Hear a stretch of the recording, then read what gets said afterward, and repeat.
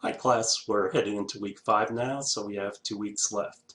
Rather than post on hallway conversations or continue to do things announcements, which has been my main mode of communication this semester, I thought I'd talk to you live. Ta-da. Anyway, items of business regarding the class. And this is what I refer to as housekeeping. Why aren't the quiz solutions posted? The quiz solutions aren't posted because there's still people making it up. That's why I haven't given a solution. If you want a solution, let me know. There's one quiz left. The thing about quizzes is you're sitting there like, wow, this is weird or whatever. But if you look at the distribution, though, on every quiz, there are 2 people who actually end up doing 98 or better. And so it doesn't. So what that indicates to me is these quizzes are not impossible if somebody's able to get a 98 on it. One person got 105, basically got a perfect score on one quiz. But the point to some of the questions, like 10 of the questions are straight off the slides. They're pretty straightforward. There's no real trickery to it. And there are 4 hard problems. But the thing about the hard problem, which are simulations, this is where you get, Hall B. Bach. Oh, you're the beneficiaries of a superior sense of humor. Anyway, the thing about the questions is these are more types of problems that you're going to run into when you go to industry or you have your startups. The thing about in business situations is things are nuanced. And so that's the thing. Some people ask me like, well, gee, I got an A in this class, so I should be a superior marketer. And I just say, no, all it establishes is that you have marketing knowledge. How you go out and use it in the professional world is a totally different thing. When I was at MIT, basically if I worked my very best, I got an A. The thing is, but oh my God, that was a struggle though. And I mean, really my very best, because you had all these, really smart kids running around, and guess what? They were working as hard as I was. But the thing that I recognized, but then when I went into the industry world, all of a sudden I was doing much better than these guys who got better grades than me. And guess what? A textbook and a grade in a class is a bounded environment. Now, when you go out into the outside industrial, I don't want to say real world because your world is real. Go into the outside world and find things that are unbounded. All of a sudden, now it comes down to your resourcefulness, how do you solve problems and things like that. And all of a sudden, I started kicking ass on all these people. So, of course, there's so many things about you. Anyway, Pitch, the software. ASU at one time went away from Blackboard. They went away from a year because they thought, well, Blackboard's kind of mediocre. Let's try something new. And they did, and it was a total disaster. And so the year later, they had to go back. I mean, everybody complained about it. Nobody liked it. There were actually a lot of glitches in the software. The thing about, I know a lot of you are grumbling about Pitch and why us and everything else. But the thing about Pitch is one thing you have to say is technically it didn't fail. I mean, there weren't mechanical glitches in Pitch. And so therefore it means it was ready to go. Why did I gamble on Pitch this semester to move away? First of all, it didn't require a lot of education to figure out how to use the thing. And the second thing is, now granted, I only have one data point, but you go with the data that you have, and that's that last summer. I had a real problem with people in discussions that out of this 6 teams, only 2 of them were active and the other 5 didn't talk. And so looking at that, it's like, okay, let's take a chance. Maybe this tool will be more interactive and I can get more interaction. And it didn't turn out that way. But I don't regret doing it for the simple reason. It's easy to be mediocre, but sooner or later you have to take a chance. And for those of you who feel like, gee, but why did it have to be us? Actually, this is a question students ask me. They say, Dr. Cho, that's not fair. And my answer is life's not fair. I mean, if not you, then when? I mean, sooner or later, it was going to have to be somebody. Uh, However, going back to quizzes, and this goes on. Some of you are concerned about your grades. Some of you probably see on there, like for example, I'm averaging 92.5 and it's got me down as an A minus, where an A is 93. If you get that close and what I do is I look at your entire record and see, some of you have been like amazing posters. I mean, if it was me, it's like 3 and out.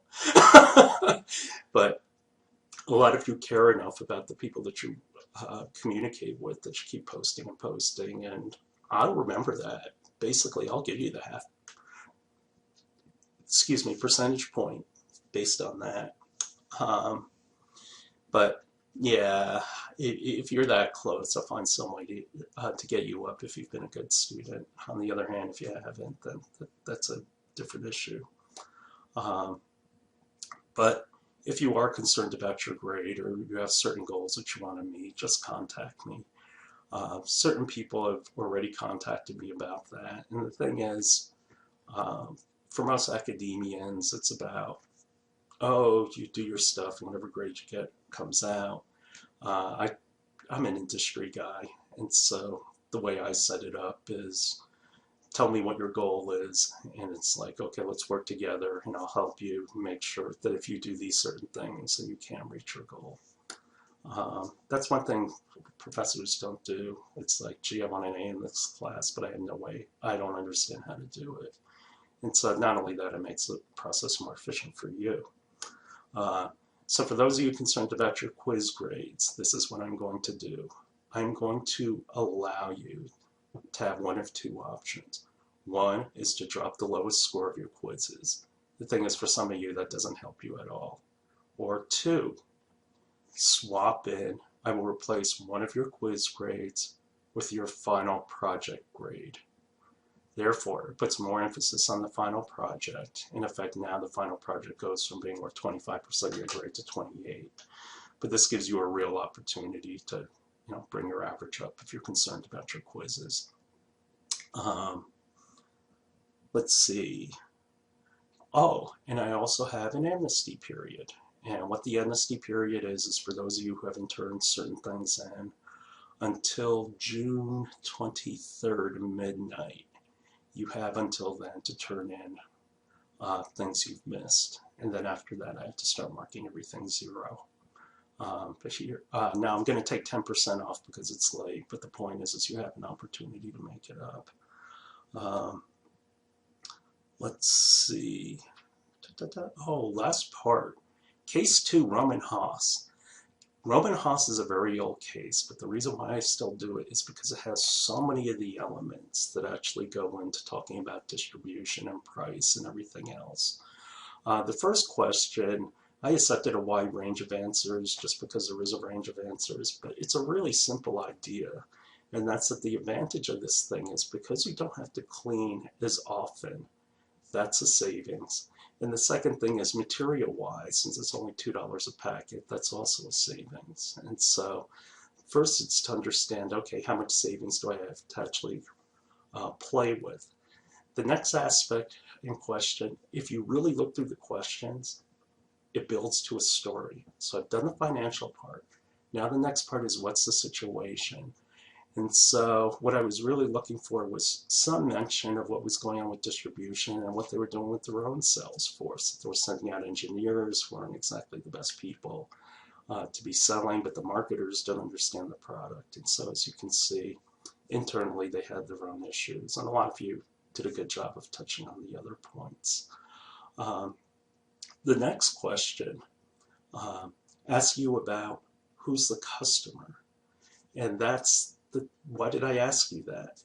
Because by understand, and this drives me crazy, some of you are excellent listeners. Some of you, I can tell, are not good listeners. Why? Because the good listeners answered the question. The bad listeners were trying to think about an answer that they thought I wanted to hear. But if you look at the question, it asks you how, How means is what is the process they go through? How do they make decisions? And again, if you're working with a group of people, whether it's individuals or groups, you need to understand, and this is why we talked about persona and other things. See, this case builds on other things that we've looked at. And so how do they make decisions?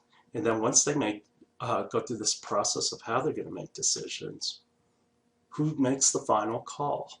And the thing is, in a machine shop, it's likely going to be the owner, not the operator. The operators are typically these guys who are earning, 12 bucks an hour. And so I was looking for something along those lines. Finally, I asked you to look at price, product, and distribution. Mostly what I was looking for is how coalesced is the strategy. What I was looking for is, were you thinking about this has to play with this, has to play with this? Some of you noted that you were going to raise the price, which is fine. Actually, I did this course in business school. But the thing is we were going to kick some of the money back to the distributors, and some of you didn't mention that. And that's that the distributors know that you raise the price. Don't you think they're going to sit there and say, well, wait a minute, they're making more profit. What about us? So not very many people touched on that. And then the final question, and this is the one that's really tough, is that for those of you who just went for value propositions purely on money, and this is the reason why Cathon, the biggest reason of all, why Cathon didn't adopt. The only true value proposition that they espoused was this is a cost savings. The thing about only having one value, especially if it's just money, if it's a product that represents risk, and in this case it's a technology product, then it doesn't matter how big the savings are. People aren't going to take it. Like if I told you I have a brand new device for your car, and we say to you, and if your car breaks down, we'll fix your car. Well, you're sitting there like, yeah, but while you're fixing my car, I'm going to be out of car, and it's going to be a whole headache. And that's the tough thing about new products. Being the first one through the door is a difficult thing to do, and that's what these guys did. And a lot of you mentioned that. Although you mentioned it in a way like, well, there's no competition and that's a disadvantage. Well, I know what you meant, but the wording wasn't the best. But that's a very strong lesson to remember about marketing and technology. And so for some of you, what you did is you offered new value propositions, whether it's about health or something like that. But however, I could undermine those answers. I didn't ding you on points or anything, but where I can undermine you on those answers is that think about who you're talking about. When you're talking about grubby machine shops and all, how interested are they in safety and health? Not a heck of a lot. And so that's why those value propositions may not necessarily work.